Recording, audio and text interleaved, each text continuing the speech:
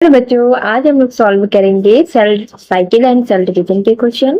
तो हम लोग एक एक करके उसे सॉल्व करते हैं और देखते हैं। ओके, तो आइए हम लोग पहला क्वेश्चन पढ़ते हैं क्या कह रहे हैं। तो बच्चों यहाँ पे पहला जो क्वेश्चन सेल साइकिल का है वो इसमें लिस्ट 1 एंड लिस्ट 2 दी गई है जिसे कि मैच करना है। ठीक है, तो लिस्ट 1 एंड लिस्ट 2 में लिस्ट 1 में दिया हुआ है कि M phase, G2 phase, quiescent stage and G1 phase. तो उसके आगे ऑप्शन दिए गए हैं, हमें मैच करवाना है और बताना है कि कौन सा ऑप्शन सही होगा।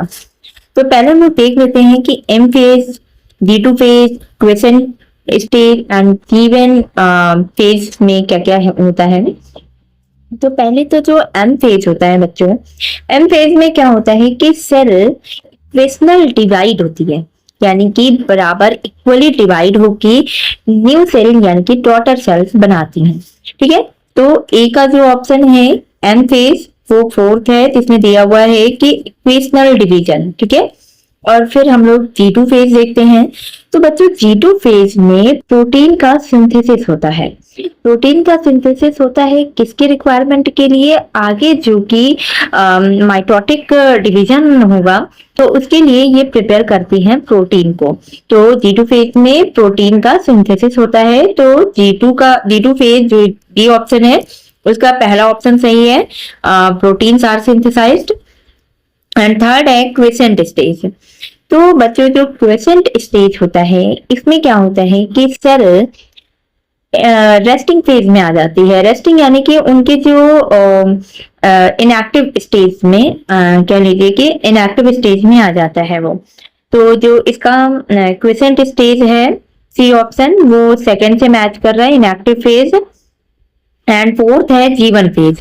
तो बच्चों यहाँ G1 फेज वो फेज होता है जो कि एक इंटरवल को रिप्रेजेंट करता है, जैसे कि माइटोसिस। और माइटोसिस जब प्रोसेस स्टार्ट होता है और जो डीएनए रेप्लिकेशन का इनिशिएशन होता है, डीएनए रेप्लिकेशन का इनिशिएशन होता है, तो उसके बीच का जो इंटरवल होता है वो G1 फेज होता है। ठीक है, तो हमें ऑप्शन फाइंड करना है।